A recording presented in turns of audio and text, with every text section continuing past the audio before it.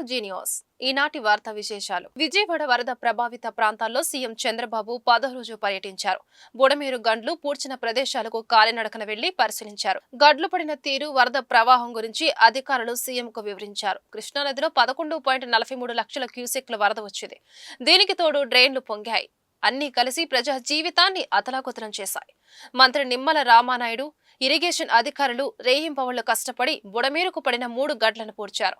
Drone live ద్వారా గడ్ల పూడ్చివేత పనులు పర్యవేక్షించాం. దాదాపు 6 లక్షల మంది జీవితాలు అతలాకుతలమయ్యాయి. హెలికాప్టర్లు, డ్రోన్ల సాయంతో ఆహారం, తాగునీరు అందించాం. ఎంత ప్రయత్నించినా శివారు ప్రాంతాలకు సరిగా సాయం అందించలేకపోయాం. 3 రోజుల పాటు ఏం చెయ్యాలో, ఎలా చెయ్యాలో అర్థం కాలేదు. వరద బాధితులకు సాయం చేసేందుకు అనేక మంది ముందుకొస్తున్నారని ముఖ్యమంత్రి వెల్లడించారు. జీవితాన్ని అతలాకుతలం చేసే పరిస్థితికి వచ్చింది. ఈరోజు ఇక్కడనే ఇంకొక డ్రైన్ మన వాళ్ళు పులిబాగు వచ్చింది, ఇక్కడనే వచ్చింది. ఆ పులిబాగు వచ్చిన తర్వాత మొత్తం అది కట్ చేసుకుని అది వచ్చే ముందైతే అక్కడి నుంచి ఆ పులివాగు రావడం, పులివాగు నుంచి నీళ్లన్నీ ఈ ఊర్లోకి రావడం వచ్చింది. శాంతినగరం ఈ ఊర్లోకి మొత్తం నీళ్లు వచ్చే పరిస్థితి వచ్చాయి. అక్కడ ఎప్పుడైతే బ్రీచ్ అయిందో ఆ బ్రీచ్ నుంచి మళ్ళా ఫర్దర్గా బ్రీచ్ అయి ఆ నీళ్లన్నీ కూడా టౌన్లోకి 9 అడుగులు కిందికి కోసపోయే పరిస్థితికి వచ్చింది. దీన్ని రామానాయుడు గారు ఇంజనీరింగ్ డిపార్ట్మెంట్ ఇక్కడే ఉండి రాత్రింబగళ్ళు పనిచేశారు. నిద్రాహారాలు మన పనిచేశారు. ఆర్మీ కూడా చేతులు తీసే పరిస్థితికి వచ్చారు. చాలా దిక్కల మేము బ్రీచ్లు క్లోజ్ చేశాం, కానీ ఈ బ్రీచ్ క్లోజ్ చేయడంలో మా దగ్గర తగిన టెక్నాలజీ లేదు. దీనికి ఏం చేయాలన్నా మాకు కూడా మార్గం కనపడలేదన్నప్పుడు ధైర్యం చేసి ముందుకు పోయారు. ఒక్కొక్క బోల్డర్ని మీరు చూస్తే 1 టన్ను బోల్డర్ తీసుకొచ్చారు. ఎక్కడ చూసినా నీళ్లు, బురద, వెహికల్స్ పోలేని పరిస్థితి. ప్రొక్లైన్స్ పెట్టుకున్నారు. ప్రొక్లైన్స్ పెట్టుకుని ఒకవేళ బురదలో కూరకపోతే మళ్ళా బయట తీసుకొచ్చారు. బయట తీసుకొచ్చి ఎక్కడికక్కడ 2-3 రోజులు లోకేష్ కూడా ఇక్కడ రావడం, ఎప్పటికప్పుడు ఆయన కూడా ఇక్కడ వీరు పనిచేయడం, డ్రోన్ పెట్టడం, డ్రోన్తో వచ్చినటువంటి ఇవన్నీ కూడా తీసుకొని ఏ విధంగా చేయాలనో మానిటర్ చేసుకుంటూ ఈయనతో కూడా రామానాయుడు గారితో సమన్వయం చేసుకున్నారు. రామానాయుడుకి నేను ఒకటే చెప్పాను, ఏదైతే నీళ్లు వస్తున్నాయి ఆ నీళ్లు కట్టడి చేయకపోతే, కింద నుండే నీళ్లు తీసేయలేకపోతే మనం చేసే ఎఫర్ట్స్ అన్నీ కూడా వేస్ట్ అవుతాయి. మనం ఎన్ని ప్రయత్నాలు చేసినా, ఏమి చేసినా మనం ముందుకు పోలేమని చెప్పాం. ఈ 2 మార్గాలని చెప్పి ఎప్పటికప్పుడు వరద బాధితులకు ఆహారం, తాగునీరు పంపిణీలో ఇబ్బంది లేకుండా చూశామని మంత్రి నారాయణ తెలిపారు. పారిశుద్ధ్య విషయంలో అనేక జాగ్రత్తలు తీసుకున్నామన్నారు. విజయవాడలో ఆయన మీడియాతో మాట్లాడుతూ వరద పరిస్థితుల్ని వివరించారు. బాధితులు పూర్తిగా కోలుకునే వరకు ఆహారం అందించాలని సీఎం ఆదేశించారని తెలిపారు. ఇప్పటి వరకు 77,000 విద్యుత్ కనెక్షన్లు పునరుద్ధరించాం. వరద ప్రాంతాల్లోని నీటిని మరో 2 రోజులు తాగొద్దని ప్రజలకు సూచించాం. బుడమేరులో ఆక్రమణలు తొలగించేందుకు చర్యలు తీసుకుంటున్నాం. త్వరలో ఆపరేషన్ బుడమేరు చేపడతామని సీఎం చంద్రబాబు చెప్పారు అని మంత్రి తెలిపారు. రాత్రి నున్నగబోయే రోడ్లు యాక్చువల్గా ఒక పక్క 4 అడుగుల ఎత్తులో లెఫ్ట్ సైడ్ వాటర్ ఉంది, రైట్ సైడ్ 4 అడుగులు డౌన్లో ఉంది. ఆ రోడ్నంతా 7 దగ్గర మొత్తం దాన్ని యాక్చువల్గా రోడ్డు తీసేసి, అంటే ఒక 10 అడుగుల వెడల్పు రోడ్డుని యాక్చువల్గా బ్రేక్ చేసాం. బ్రేక్ చేస్తే వాటర్ పోయింది. ఈ విధంగా ఇప్పుడు కూడా చేస్తూ ఉండారు. రేపు తెల్లవారికైతే అక్కడ 100% వాటర్ పోయేటట్టుగా ఎక్విప్మెంట్ని, జేసీబీలని, ప్రొక్లైన్ని, ట్యాంకర్లు అన్నింటిని పెట్టి వర్క్ జరుగుతుంది. తెల్లవారి 3 దాకా నేను ఉన్నాను, మీరు కూడా ఉన్నారు. మళ్ళీ 6 గంటల నుంచి యాక్చువల్గా అక్కడ అందరు అధికారులు అందరూ పోయి వర్క్ చేస్తున్నారు. బహుశా రేపు తెల్లవారికి మాత్రం 99% మొత్తం వాటర్ పోతుంది. అది పోతే 61, 62, 63, 64 ఈ 4 డివిజన్లో వాటర్ పోతుంది. ఈ 4 డివిజన్లో వాటర్ ఉండటానికి కారణం ఏంటంటే ఆ నున్నాకు పోయే రోడ్లో, ఆ రోడ్డుకి లెఫ్ట్ సైడ్ పొలాల్లో నుంచి నీరు రావటం, బుడమేరు నుంచి వచ్చే నీరంతా పొలాల్లో ఉండటం, ఆ పొలాల్లో నీరు మళ్ళా ఇట రావటం, ఆ విధంగా చేసాం. అదేవిధంగా 45వ డివిజను, ఇంకొక పక్క డివిజన్లలో కొంత వాటర్ ఉంది, దానికి కూడా యాక్చువల్గా స్పెషల్ డ్రైవ్ పెట్టాం. అది కూడా రేపు మార్నింగ్ కంప్లీట్గా పోయేటట్టుగా అయితే ఎక్కడైతే వాటర్ పోయిందో అక్కడ శానిటేషన్ వర్కర్స్ 7,800 మంది శానిటేషన్ వర్కర్స్ బయట నుంచి తెప్పించాం. అంటే ఇతర జిల్లాల్లో ఉన్న కమిషన్ని వాళ్ళ యొక్క కొంతమంది సిబ్బందిని మళ్ళీ అక్కడ ఇబ్బంది లేకుండా కొంత ఎక్విప్మెంట్ వాళ్ళే తెచ్చుకోమన్నాం. ఇక్కడ మళ్ళీ విజయవాడ నగరానికి 3,000 మంది ఉన్నారు సిబ్బంది. వీళ్ళల్లో కూడా యాక్చువల్గా కొంతమంది తీసుకున్నాం. దాదాపు 10,000 మంది యాక్చువల్గా ఈరోజు విజయవాడ నగరంలో ఈ శానిటేషన్ వర్క్ మీద ఫోకస్ చేశారు. చేయబట్టే ఒక 26 డివిజన్లు అయితే శానిటేషన్ ఆల్మోస్ట్ పర్ఫెక్ట్ చేశారు. వాళ్ళందరూ కూడా నేను అభినందిస్తున్నారు.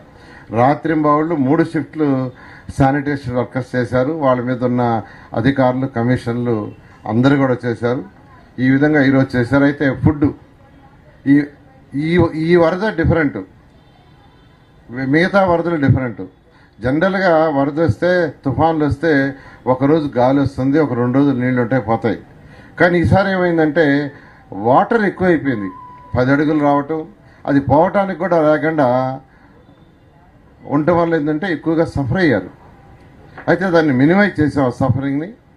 అయితే శానిటేషన్ ఒకటి, ఫుడ్ కూడా ముఖ్యమంత్రి గారు. ఎగువన కురుస్తున్న వర్షాలతో కాకినాడ జిల్లా ఏలేరు కాలువకు భారీగా వరద కొనసాగుతోంది.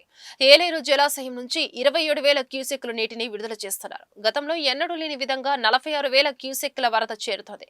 దీని ప్రభావం జిల్లాలోని 10 మండలాల పరిధిలోని 86 గ్రామాలపై పడింది. ఇప్పటికే ఆయా గ్రామాలు కాలనీలను వరద చుట్టుముట్టింది. ఏలేశ్వరం, కిర్లంపూడి మండలాల్లో వేలాది ఎకరాల్లో పంట నీట మునిగింది. కీర్లంపూడి మండలం రాజుపాలెం, ఎస్ తిమ్మాపురం, గోపాలపట్నం, సుందరాయనపాలెం గ్రామాలు ఏలూరు వరద ముంపుతో ఉన్నాయి. ఎస్ తిమ్మాపురం, రాజుపాలెం గ్రామాల వద్ద ఏలేరు కాలువకు గండి పడడంతో భారీగా వరద గ్రామాలను ముంచెత్తింది. దీంతో ఇళ్లు, పంట పొలాల్లోకి వరద చేరింది. దీంతో గ్రామాల నుంచి బయటకు వచ్చే మార్గం లేక ప్రజలు అవస్థలు పడుతున్నారు. గ్రామాల్లోని లోతట్టు ప్రాంతాల్లో ఉన్న ప్రజలను పునరావాస కేంద్రాలకు తరలించారు. వరదల్లో చిక్కుకున్న బాధితులకు ఆహారం, నీరు అందించేందుకు అధికారులు చర్యలు చేపట్టారు. ప్రకాశం బ్యారేజీ గేట్లను పడవలతో ఢీకొట్టిన ఘటన వైఎస్ జగన్మోహన్ రెడ్డి, సజ్జల రామకృష్ణారెడ్డి, నందిగం సురేష్, తలసీల రఘురాములు కుట్రైనని టీడీపీ పోలిట్ బ్యూరో సభ్యుడు వర్ల రామయ్య ఆరోపించారు. టీడీపీ కార్యాలయంలో ఏర్పాటు చేసిన మీడియా సమావేశంలో ఆయన మాట్లాడారు. కుట్రలు, కుతంత్రాలతో వైఎస్ జగన్ పాలన సాగించారని విమర్శించారు. జగన్ పాలన అంతా నెరపూరితమేనని అన్నారు. జాతీయ సంప్రదాయ ప్రకాశం బ్యారేజీని కుట్రతో ధ్వంసం చేయాలనుకున్నారని, ఇది దేశద్రోహం నేరంతో సమానమని మండిపడ్డారు. చట్టబద్ధంగా ఎన్నికైన ప్రభుత్వాన్ని అప్రతిష్ట పాలు చేయాలని కుట్ర పన్ని పడవలతో ప్రకాశం బ్యారేజీని ఢీకొట్టేలా వ్యూహం పన్నారని ధ్వజమెత్తారు. ఆ పడవలు సరిగ్గా బ్యారేజీని ఢీకొని ఉంటే గ్రామాలన్నీ మునిగిపోయి ప్రజలు ప్రాణాలు కోల్పోయేవారన్నారు. 5 సంవత్సరాలు పనిచేసినా కూడా నేరపూరిత మనస్తత్వంతోనే అతను ముఖ్యమంత్రిగా పనిచేశాడు. అధికారంలోకి రావటానికి కూడా he used his criminal instinct wear ever it is necessary. ఎక్కడెక్కడైతే అవసరం ఉందో అక్కడ ఈ క్రిమినల్ ఇన్స్టింక్ట్, నేరపూరిత ఆలోచనలు ఆయన వాడుతూనే ఉన్నారు. దాని ఫలితంగా అధికారంలోకి వచ్చారు. 5 సంవత్సరాలు ముఖ్యమంత్రిగా పనిచేయటం జరిగింది. చాలా దురదృష్టం అది. నిన్న ప్రకాశం బ్యారేజ్ దగ్గర ఈ పడవలతో ఢీకొట్టడం కూడా జగన్మోహన్ రెడ్డి గారి కుట్రలో భాగం. అది జగన్మోహన్ రెడ్డి గారు, సజ్జల రామకృష్ణారెడ్డి గారు, మాజీ ఎంపీ సురేష్ గారు, ఎమ్మెల్సీ తలసల రఘురామ్ గారు, వీళ్ళ నలుగురు పన్నిన కుట్రలో భాగమే బ్యారేజ్ని పడవలతో ఢీకొట్టించటం. చాలా క్రిమినల్ అఫెన్స్ అది, ఒక భయంకరమైన కుట్ర అది. ప్రకాశం బ్యారేజ్ అదొక నేషనల్ ఎసెట్, అది జాతీయ సంపద. ప్రకాశం బ్యారేజ్ ఎవరి సొత్తో కాదు, వర్లరామయ్యదో, నారా చంద్రబాబు నాయుడు గారిదో, నారా లోకేష్ బాబు గారి సొత్తో కాదు. అది జాతి సంపద, రాష్ట్ర ప్రజల, దేశ ప్రజల సొత్తు అది. అందుకనే నేషనల్ ఎసెట్ అది. దానిని నాశనం చేయాలని కుట్ర పన్ని దానిని ఢీకొట్టించటం క్షమించరాని నేరం, దేశద్రోహ నేరంతో సమానం ఇది. It is but nothing but waging a war against the established government, legally established government. ప్రభుత్వాన్ని అప్రతిష్ట పాలు చేయటం కోసం ప్రభుత్వం ప్రజలు అబ్సల్యూట్ మెజారిటీ ఇచ్చి చంద్రబాబు నాయుడు గారి నాయకత్వంలో కూటమిని గెలిపిస్తే ఈ కూటమిని అప్రతిష్ట పాలు చేయటం కోసం కుట్ర పన్ని ఈ పడవలతో ప్రకాశం బ్యారేజ్ని ఢీకొట్టించటం క్షమించడానికి నేరం అంటున్నాను నేను. దేశద్రోహ నేరంతో సమానం అంటున్నాను నేను. ప్రభుత్వాన్ని అప్రతిష్ట పాలు చేయటం కోసం పన్నిన కుట్ర అని నేను అంటున్నాను. ఉత్తరాంధ్రలో భారీ వర్షాల దృష్ట్యా ఆ ప్రాంత మంత్రులకు సీఎం చంద్రబాబు బాధ్యతలు అప్పగించారు. క్షేత్రస్థాయిలో తిరిగి సమీక్షిస్తూ ఎప్పటికప్పుడు తనకు నివేదించాలని ఆదేశించారు. విజయవాడ కలెక్టరేట్లో సోమవారం అర్ధరాత్రి వరకు సీఎం సమీక్ష నిర్వహించారు. విజయవాడ నగరంలో వరద సహాయక చర్యలపై వివరాలను అడిగి తెలుసుకున్నారు. వరదలపై యుద్ధం తుది దశకు వచ్చిందని, మంగళవారం సాయంత్రం లోపు నగరంలో సాధారణ స్థితి నెలకొనాలని ఆదేశించారు. అనంతరం ఇతర పాలనా వ్యవహారాలపై దృష్టి పెట్టాలని స్పష్టం చేశారు.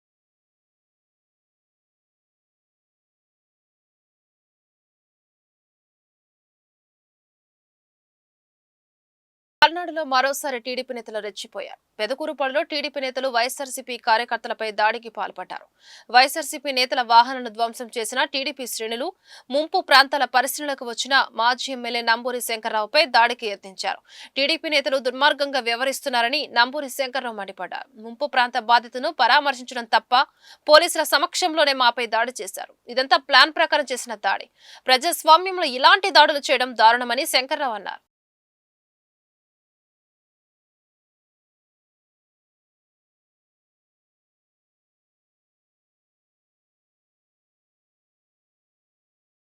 అధికారం శాశ్వతం కాదు. టీడీపీ నేతలు కార్యకర్తలు ఈ విషయం గుర్తుపెట్టుకోవాలని మాజీ మంత్రి మేరుగ నాగార్జున హెచ్చరించారు. ఇదే సమయంలో వైఎస్ఆర్సీపీ కార్యకర్తలు నాయకులపై దాడులు చేసి విధ్వంసాలు చేసి భయపెట్టాలని ప్రయత్నిస్తే తీవ్ర పరిణామాలు ఎదుర్కోవాల్సి ఉంటుందని కామెంట్స్ చేశారు. పల్నాడు జిల్లాలో మాజీ ఎమ్మెల్యే నంబూరు శంకర్రావుపై టీడీపీ నేతలు దాడికి పాల్పడ్డారు. ఈ దాడిపై మేరుగ నాగార్జున స్పందించారు. ఈ క్రమంలో ఆయన మీడియాతో మాట్లాడుతూ నంబూరు శంకర్రావుపై దాడి చేయడం హేయమైన చర్య. పల్నాడులో జరుగుతున్న దాడులపై హోంమంత్రి అనిత సమాధానం చెప్పాలి. హోంమంత్రి ఇష్టం వచ్చినట్లు మాట్లాడుతున్నారు. పల్నాడులో వైఎస్ఆర్సీపీ కార్యకర్తలు నేతలపై దాడులపైన మాత్రం ఆమె మాట్లాడడం లేదన్నారు. ఏ పార్టీ అయినా రైతులను ఆదుకోవాలా, స్వదాగా పేద ప్రజలకు సహాయం చేసే మనిషి, రాజకీయాల్లో ఇలాంటి వ్యక్తులు ఉండటం అరుదు. అలాంటి ఒక మానవతా దృక్పథం ఉన్నటువంటి రాజకీయ నాయకుడైనటువంటి శంకర్రావు గారి మీద వారు పెదకూరపాడు కాన్స్టిట్యున్సీలో వరదకు సంబంధించి నష్టపోయిన రైతాంగాన్ని పరామర్శించడానికి వస్తూ ఉంటే చాలా పాశవికంగా అమానుషంగా మరి కర్రలు రాళ్ళు తీసుకొని ఎగబడి దాడి చేయటం అనేది చాలా అన్యాయం. ఎందుకంటే ప్రభుత్వాలు ఈరోజు చంద్రబాబు నాయుడు గారు ముఖ్యమంత్రిగా ఉన్నారు, రేపు ఉండరు. రాజకీయాల్లో ఒకళ్ళు ప్రభుత్వాన్ని ఒకళ్ళు నడుపుతారు, ఒకసారి ప్రతిపక్షంలో వేరే వాళ్ళు ఉంటారు. ఆ కోణంలో పరిపాలన జరగాలి. కానీ ఇంత అమానుషంగా తోటి మనుషులని, తోటి రాజకీయ పార్టీలో పనిచేసేవాళ్ళని, అందరినీ కలిసి ఆ ప్రాంతంలో జీవించాలని తెలియకుండా మృగాల్లాగా ప్రవర్తించి దారుణంగా మీకేం పని, రోడ్డంటే రావటం, మీరేంద్రా ఎక్కడుంటాం అని భయభ్రాంతులు చేసే విధంగా దాడి చేయటం అనేది చాలా అమానుష్టం అని చెప్పి తెలియపరుస్తా ఉన్నా. ఒక ప్రక్క శంకర్రావు గారు వచ్చే విషయాన్ని మా కేడర్కి చెప్పుండొచ్చు, మా నాయకులకు చెప్పుండొచ్చు, రైతాంగానికి చెప్పుండొచ్చు, రైతుల్లో ఏ పార్టీ వాళ్ళు ఉండే చెప్పుండొచ్చు. వాళ్ళంతా వస్తారు, నాయకుడు వస్తూ ఉన్నాడు, వారితో పాటు ప్రాబ్లం చెప్పుకోవచ్చని. కానీ మీరు వద్దంటాక మీరెవరు, దాడులు చేయటానికి మీకు ఎక్కడుంది అధికారం అని కూడా అడుగుతా ఉన్నా. ఒక ప్రక్క లా అండ్ ఆర్డర్ చూసే ఎస్పీ గారికి ఫోన్ చేస్తే మేము ఈరోజు మార్నింగ్ వస్తూ ఉన్నాము, ప్రొటెక్షన్ పోలీసుని ఏర్పాటు చేయమని చెప్తే లేరు. మరి లా అండ్ ఆర్డర్ గురించి పోలీసు వారు ఏం చేస్తూ ఉన్నారో, పోలీసు వారు కూడా అక్కడే ఉన్నారు. కర్రలతో కారును కొడతా ఉంటే, జనం మీద దాడి చేస్తూ ఉంటే, అబ్యూజ్ చేస్తూ ఉంటే, బూతులు తిడతా ఉంటే, కళ్ళు లేని కబోజిల్లాగా పోలీస్ వ్యవస్థ ఉంటే పరిపాలన ఏ విధంగా ముందుకెళ్తుంది? హోమ్ మినిస్టర్ గారు చెప్తా ఉంటారుగా, ఆమె ఏం వస్తే అది మాట్లాడుతుంది. ఆమె ఏం మాట్లాడితే ఆమెకి అర్థం కాదు. ఆమె ఎవరు పడితే ఏకవచనంతో మాట్లాడుతుంది. విజయవాడ వరద బాధితులకు సుమారు 2,000 మందికి 15 లక్షల విలువైన నిత్యావసర వస్తువులు గుంటూరు పశ్చిమ నియోజకవర్గం నుంచి అందజేస్తున్నామని స్థానిక ఎమ్మెల్యే గల్లా మాధవి తెలిపారు. ఒక్క పిలుపుతో వరద బాధితులను ఆదుకునేందుకు ముందుకొచ్చిన దాతలకు ఎమ్మెల్యే ధన్యవాదాలు చెప్పారు. మంగళవారం ఎమ్మెల్యే గల్లా మాధవి కార్యాలయంలో విజయవాడ వరద బాధితుల సహాయార్థం సేకరించిన నిత్యావసర వస్తువులను మీడియా ఎదుట ప్రదర్శించారు. ఈ మేరకు ఎమ్మెల్యే మాట్లాడుతూ వరద బాధితులకు నిత్యావసర వస్తువులు అందించిన వారి పేర్లను వెల్లడించారు. వరద బీభత్సం కారణంగా సర్వం కోల్పోయిన బాధితులకు రాష్ట్ర ప్రభుత్వం అన్ని విధాలుగా అండగా ఉంటుందని గుర్తు చేశారు. ఈ కార్యక్రమంలో తెలుగు మహిళా నాయకురాలు మూలకా సత్యవాణి, శివలీల, డాక్టర్ పచుమర్తి, కల్పన, నంది సరస్వతి, రత్న, కందిమళ్ల స్వప్న, గంటా మౌలిక, ఆర్ఆర్ఆర్ ఎస్టేట్ రాంబాబు, వాసు తదితరులు పాల్గొన్నారు. నమస్కారం. ఈరోజు వరద బాధితుల సహాయార్థం గుంటూరు పశ్చిమ నియోజకవర్గం మొత్తం కూడా తరలి వచ్చింది. మహిళలు పెద్ద ఎత్తున సహాయ చర్యలు చేపట్టే విధంగా ఈరోజు దుప్పట్లు, చీరలు, సరుకులు, మందులు అన్నీ కూడా పార్టీ ఆఫీసులో సమకూర్చడం జరిగింది. ఒక్క పిలుపు మేరకు మహిళా మనులందరూ కూడా తరలి వచ్చారు. ఈరోజు వారి సహాయార్థం ప్రతి ఒక్కరూ కూడా వారి ఆపన్న హస్తాన్ని వాళ్ళ అందించడం జరిగింది. ఒక్క నిమిషంలో లిస్టు చదువుతాను ఎవరెవరు మనకి సహాయాన్ని అందించారో. శివలీల గారు 100 దుప్పట్లు 100 చీరలు ఇచ్చారు. పంచమర్తి కల్పన గారు 100 దుప్పట్లు ఇచ్చారు. రత్న గారు 100 దుప్పట్లు 100 చీరలు ఇచ్చారు. ఉప్పుటూరు శ్రీనివాస్ 100 చీరలు 100 దుప్పట్లు. కందిమళ్ళ స్వప్న గారు 100 దుప్పట్లు ఇచ్చారు. గంటా మౌలిక గారు 100 దుప్పట్లు ఇచ్చారు. Amaravati road Shakambari heights apartment వాసులు అందరూ కలిపి సత్యవాణి గారి ఆధ్వర్యంలో సరుకులు 150 బ్యాగులు ఇచ్చారు. ఆర్ఆర్ ఎస్టేట్స్ నుంచి 100 బ్యాగులు సరుకులు ఇచ్చారు రామారావు గారు. సుధాకర్ రెడ్డి అండ్ ఫ్రెండ్స్ 2 లక్షల రూపాయలకు గాను టాబ్లెట్స్ అందించడం జరిగింది. అలాగే కాసికల శివనాగేంద్రం మెడిసిన్స్ ఇంకా 60 దుప్పట్లు ఇచ్చారు. నంది సరస్వతి గారు ఒక 40 దుప్పట్లు 50 చీరలు ఇవ్వడం జరిగింది. పెంట్యాల సీతమ్మ అండ్ టీమ్ గారు కంప్లీట్గా ప్రొవిజన్స్ ఇవ్వడం జరిగింది, సరుకులు ఇవ్వడం జరిగింది. అందులో భాగంగా 25 కేజీలవి 20 బస్తాలు, ఆయిల్ ఒక 20 లీటర్లు, పంచదార 20 కేజీలు, అలాగే చింతపండు 20 కేజీలు, పప్పు 22 కేజీలు, ఈ గోధుమ పిండి 20 కేజీలు అందజేయడం జరిగింది. అలాగే కేవీ సుబ్బమ్మ గారు బెడ్షీట్స్, టవల్స్ 10 చొప్పున, చీరలు 12 చొప్పున, పెట్టికోట్స్ 10, అలాగే స్వరూప గారు బెడ్షీట్స్, టవల్స్, శారీస్ 10 చొప్పున ఇచ్చారు. డి కిరణ్ గారు ఒక 500 చీరలు మనకి అందజేయడం జరిగింది. అలాగే డాక్టర్ హరికృష్ణ గారు టమాటోలు, పొటాటోలు, అలాగే పచ్చిమిర్చి కొన్ని 25 కేజీల చొప్పున కాటన్స్ ఇవ్వడం జరిగింది. ఎస్కే కిలారీ గారు కాసిం గారు చీరలు, టవల్స్, షర్ట్స్ ఇచ్చారు. దగ్గర 2000 కుటుంబాలకి అందేలాగా సరుకులన్నీ సమకూరాయి. 15 లక్షల రూపాయల మొత్తంతో ఈరోజు ఈ దుప్పట్లు కానివ్వండి, చీరలు కానివ్వండి, సరుకులు కానివ్వండి మన పశ్చిమ నియోజకవర్గానికి చేరాయి. ఇవన్నీ నీట్గా ప్యాక్ చేసి రేపు మార్నింగ్ కల్లా ఎఫెక్టెడ్ ఏరియాస్లోకి వెళ్ళి స్వయంగా అందరికీ అందజేయడం జరుగుతుందండి. ఇంతటి సహాయ సహకారాలు ఒక్క పిలుపు మేరకు వచ్చి ప్రతి ఒక్కరూ నా వెంట ఉన్నారు అని చూపించినందుకు నిజంగా పశ్చిమ నియోజకవర్గ ప్రజలందరికీ, అందులో ప్రత్యేకించి మహిళలందరికీ కృతజ్ఞతలు. ఇలాగే మీ అండదండలు ఉండాలి అని మనందరం కలిసి చెయ్యి కలిపి వెళ్తే ఎలాంటి అవరోధాన్నైనా, ఇలాంటి కెలామిటీస్నైనా మనం ఎదుర్కోగలుగుతామని మీరు చాటి చూపించారు. అందరికీ మరొక్కసారి ప్రత్యేకమైన ధన్యవాదాలు. గ్రామాలు అభివృద్ధి చెందడం ద్వారానే దేశ అభివృద్ధి సాధ్యమవుతుందని ఎమ్మెల్సీ కేసీ లక్ష్మణరావు తెలిపారు. పాత గుంటూరు సిఐటియు కార్యాలయంలో గ్రామ panchayat employees and workers union రాష్ట్ర స్థాయి సదస్సు జరిగింది.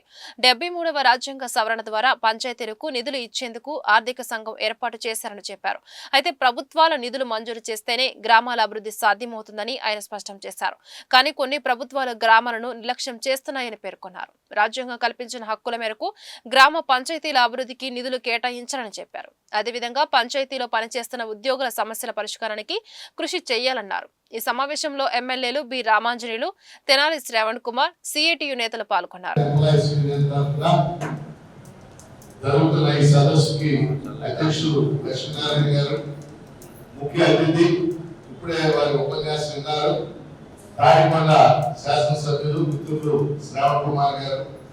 రాష్ట్ర నాయకులు హోమేశ్వరరావు గారు, అలాగే గుంటూరు ఉమ్మడి జిల్లా సర్పంచుల సంఘం నాయకులు శ్రీనివాసరావు గారు, రమాదేవి, విచ్చేసిన మీ అందరికీ హృదయపూర్వక శుభాకాంక్షలు తెలియజేస్తాను.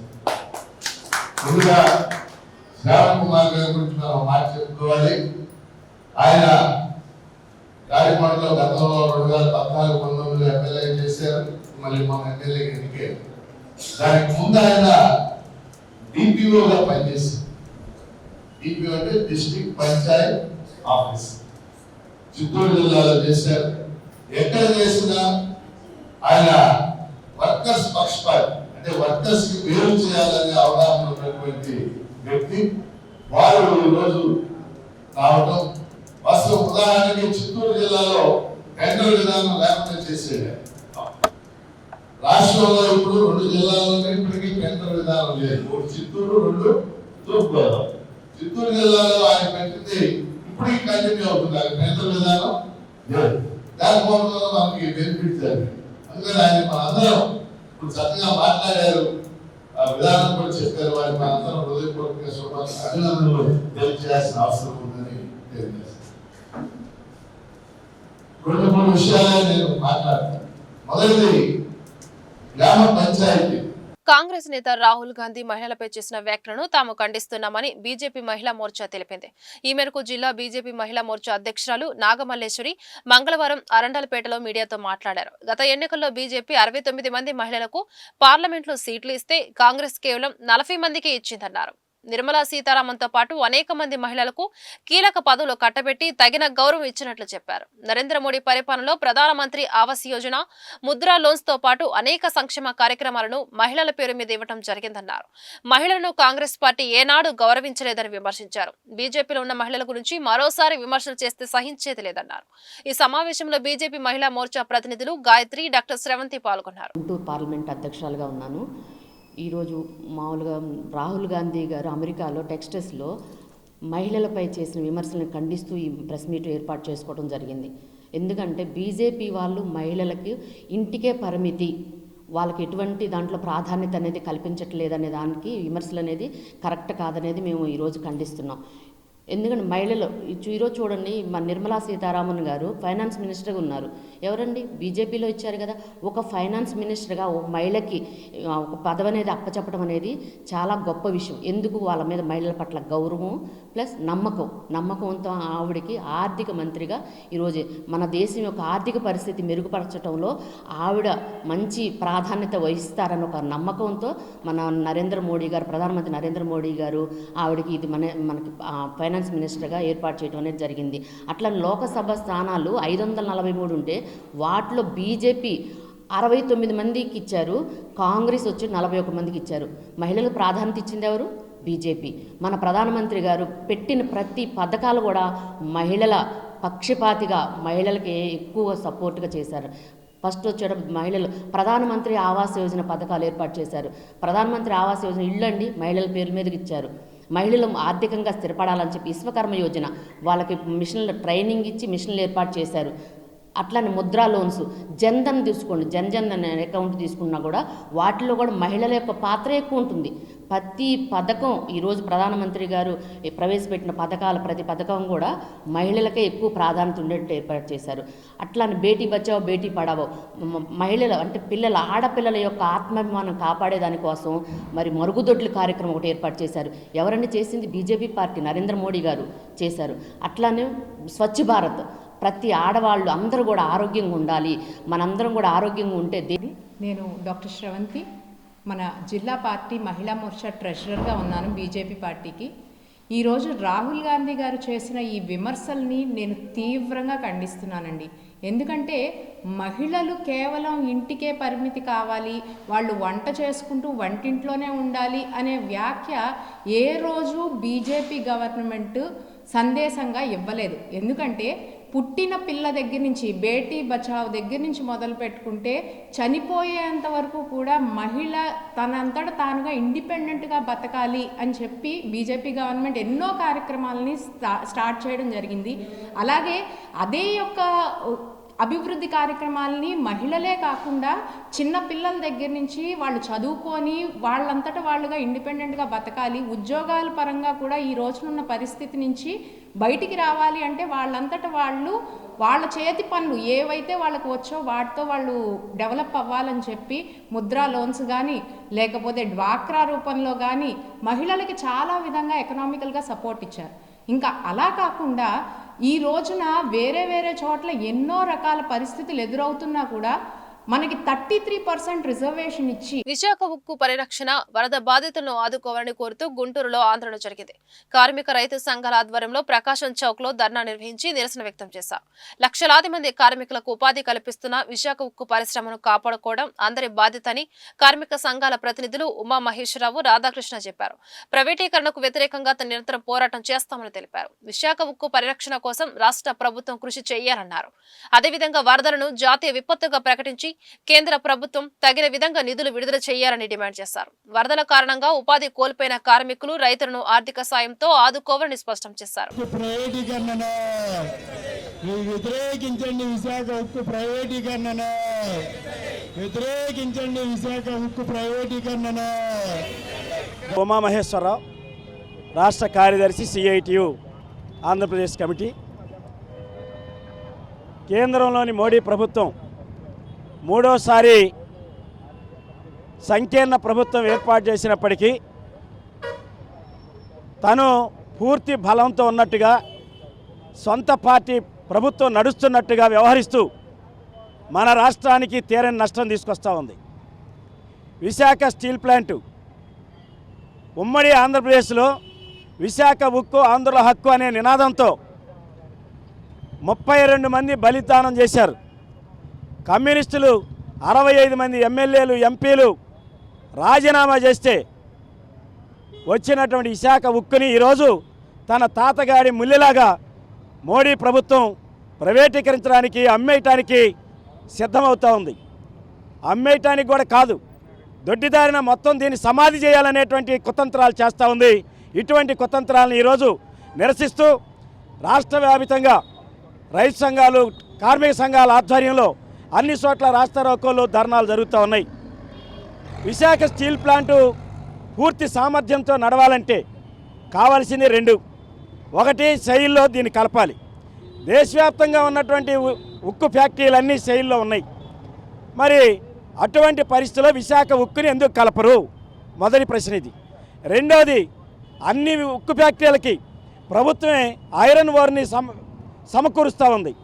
విశాఖ ఉక్కుకి ఎందుకు సమకూర్చరు? ఈ 2 ప్రశ్నల్ని సమాధానం చెప్పాల్సింది కేంద్ర ప్రభుత్వం. ఈరోజు కేంద్ర ప్రభుత్వానికి వెన్నుదన్నుగా ఉన్నటువంటి మన రాష్ట్ర ముఖ్యమంత్రి గారు, తెలుగుదేశం జనసేన అధినేత పవన్ కళ్యాణ్ గారు మొత్తం కలిసి ఇక్కడ కూటమి ప్రభుత్వం ఏర్పాటు చేశారు. ఈ మధ్య కార్మిక సంఘాలన్నీ కలిసి ముఖ్యమంత్రి గారికి కలిశాయి. కలిసిన సందర్భంలో మీరు పోరాటాలు ఆపండి, నేను ప్రధానమంత్రి గారితో మాట్లాడతానంటున్నారు. పోరాటాలు ఆపితే ఉక్కు పరిశ్రమ కాపాడబడుద్దా? దీనికి పూర్తి గ్యారంటీ ముఖ్యమంత్రి గారు ఇస్తారా? పవన్ కళ్యాణ్ గారు మంత్రి పదవి వచ్చిన తర్వాత ఇంతవరకు నోరు మీద పట్ల. ఇదేనా మీరు ఆ రాష్ట్రంలో ఉన్నటువంటి కోట్లాది మంది ప్రజలకు ఇచ్చేటువంటి వాగ్దానం కానీ మీరు ఇచ్చిన మాట నిలబెట్టుకునే తనం ఇదేనా అని చెప్పేసి అడుగుతా ఉన్నాం. అందుకే తక్షణమే రాష్ట్ర ప్రభుత్వం, ఇటు తెలుగుదేశం కానీ, అటు జనసేన కానీ, లేకపోతే ప్రతిపక్షంగా ఉన్న వైసీపీ స్పందించాలి. ప్రైవేటీకరణ చేయొద్దు, కార్పొరేట్లకు అప్పచెప్పొద్దు, ప్రభుత్వ రంగంలోనే ఉంచాలని గత 1400 రోజుల నుండి కూడా ఆందోళన జరుగుతున్నాయి. ఈ రాష్ట్రంలో కూడా గత 4 సంవత్సరాల నుండి ఆందోళన పెద్ద ఎత్తున జరుగుతూ ఉన్నాయి. అయినా సరే అప్పుడున్నటువంటి ప్రభుత్వం కానీ, ఇప్పుడు వచ్చినటువంటి ప్రభుత్వం కానీ స్పందించడం లేదు. పైగా కేంద్ర మంత్రి వచ్చి ఒక ప్రకటన చేస్తాడు, మేమేమి దీన్ని ప్రైవేటీకరణ చేయబోవటం లేదు, అటువంటి ప్రతిపాదనలు లేవని. సాయంత్రానికి అదేమి లేదు, ఆయన చెప్పింది కరెక్ట్ కాదు, ప్రైవేటీకరణ ప్రతిపాదనలు ఉన్నాయని ఇంకొక ఆయన చెప్తాడు. అదే రోజున బ్లాస్ట్ ఫర్నేసుల్ని పని ఆపేస్తారు. ఇప్పటికి మొత్తం 3 బ్లాస్ట్ ఫర్నేసులు ఉంటే 2 ఫర్నేసుల్ని పని ఆపేశారు. 500 మంది ఎంప్లాయీస్ని వేరే కంపెనీకి తరలిస్తున్నారు. 2500 మంది ఉద్యోగస్తులకి VRS ఇచ్చి పంపించేటువంటి ఏర్పాటు చేస్తున్నారు. ఇవన్నీ దేనికి సూచన అంటే, ఈ ఉక్కు ఫ్యాక్టరీని ఏదో ఒక విధంగా నష్టపరిచి, ఇది పని చేయటం లేదని అనిపించి బలహీనపరిచి అవతలి వాడికి, కార్పొరేట్లకు అప్పచెప్పడానికి చేస్తున్నటువంటి కుట్ర. దాదాపు 3 లక్షల కోట్ల రూపాయలు ఖరీదు చేసే ఆస్తులు ఉన్నటువంటి విశాఖ ఉక్కు ఫ్యాక్టరీ, ఆసియాలోనే అతిపెద్ద ఉక్కు ఫ్యాక్టరీ, ఆసియాలోనే అత్యంత ఉన్నతమైనటువంటి క్వాలిటీ కలిగినటువంటి ఉక్కును అందిస్తున్నటువంటి ఉక్కు ఫ్యాక్టరీ, 28,000 మంది ఉద్యోగస్తులు, అలాగే 1,00,000 మందికి పైగా బ్రతుకుతున్నటువంటి విశాఖ ఉక్కు ఫ్యాక్టరీ. దీన్ని ఏం చేయదలుచుకున్నారు అనేటువంటిది ఇప్పటికి 4 సంవత్సరాల నుండి ఆందోళన చేస్తూ ఉన్నా ఏమాత్రం కూడా పట్టించుకునేటువంటి పరిస్థితి కనపడతా ఉంది. ఈ రాష్ట్రంలో చూస్తే దళిత పల్లెవీరుల అవార్డుల ప్రధానోత్సవం అరండలపేటలోని రైల్వే SC/ST భవన్లో ఘనంగా జరిగింది. కోమెర్ల అనిల్ కుమార్ వర్ధంతి సందర్భంగా ఈ కార్యక్రమం నిర్వహించారు. దళిత బహుజన ఫ్రంట్ నేతలు కొరివి వినయ్ కుమార్, మేళం భాగ్యరావు, దళిత నేతలు బాబురావు, జాన్సన్, ప్రకాష్ రామారావు తదితరులు ఈ కార్యక్రమంలో పాల్గొన్నారు. చుండూరులో జరిగిన మరణ హోమంలో అనేక మంది ప్రాణాలు కోల్పోయారని చెప్పారు. అయితే ఆ పోరాటంలో అనిల్ కుమార్ సైతం పోలీసు కాల్పుల్లో మరణించారని తెలిపారు.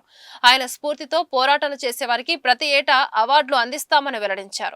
పోరాటం గుంటూరు జిల్లా చుండూరులో 33 సంవత్సరాల క్రితం 10 మంది దళితుల్ని దారుణంగా నరికి చంపి గోతాల్లో కుక్కి తుంగభద్రలో తొక్కినటువంటి ఘోరమైనటువంటి సంఘటన మన జిల్లాలో మన ప్రాంతంలో జరిగింది. 30 సంవత్సరాల క్రితం ఏదైతే చుండూరులో సంఘటన జరిగిందో ఆగస్టు 6, 1991న ఆ సంఘటనకి జరిగిన సంఘటనకి ప్రత్యక్ష సాక్షి కొమ్మెర్ల అనిల్ కుమార్. ఆ పల్లెలోనే పుట్టి చదువుకున్నటువంటి యువకుడు కొమ్మెర్ల అనిల్ కుమార్ ఆ చుండూరు ఘోర సంఘటన ఎలా జరిగింది, ఎవరిని చంపారు, ఎవరు ఏం ఆయుధాలు పట్టుకొని వచ్చారు, ఎవరిని చంపితే వాళ్ళు చచ్చిపోయారు, గోతాల్లో ఎవరిని కుక్కారు, ఇవన్నీ ప్రత్యక్షంగా చూసిన సాక్షి కొమ్మెర్ల అనిల్ కుమార్.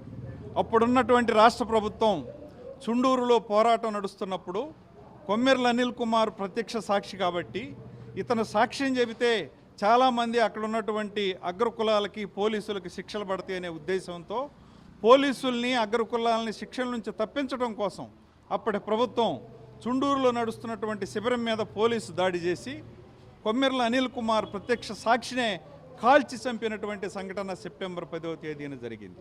అంటే ఒక నెల రోజుల పాటు శిబిరం చుండూరులో నడిస్తే నెల రోజుల తర్వాత దేశంలో ఉన్నటువంటి జాతీయ నాయకులు రామ్విలాస్ పాస్వాన్ గారు, ఇటువంటి పెద్ద నాయకులు, VP సింగ్ గారు, ఎంతోమంది అనేక పార్టీల నాయకులు చుండూరు వచ్చి మద్దతు తెలుపుతుంటే చూడలేని సహించలేని ఆనాటి ప్రభుత్వం పల్లెవీరుడు కొమ్మెర్ల అనిల్ కుమార్ని చంపి పోలీసులు కాల్చి చంపి ఆ శిబిరాన్ని చెల్లాచెదురుగా కొడితే అక్కడి నుంచి శిబిరం మరి లేసొచ్చి ఇక్కడ గుంటూరులో మంగళ మందిరంలో ఆ శిబిరాన్ని సంవత్సరం పాటు కొనసాగించాం. అంటే ఆ ప్రత్యక్ష సాక్షి చుండూరు కేసుకి మారణకాండకి ప్రత్యక్ష సాక్షి కొమ్మెర్ల అనిల్ కుమార్ యొక్క స్ఫూర్తిని, పోరాట స్ఫూర్తిని మరి మొత్తం దళిత జాతికి అంకితం ఇచ్చే దానికోసం దళిత బహుజన్ ఫ్రంట్ ప్రత్యేకంగా 33 సంవత్సరాలుగా కొమ్మెర్ల అనిల్ కుమార్ చనిపోయిన రోజుని సెప్టెంబర్ 10వ తేదీని ఈ రోజుని పల్లెవీరుల మహోత్సవంగా జరుపుతున్నాం.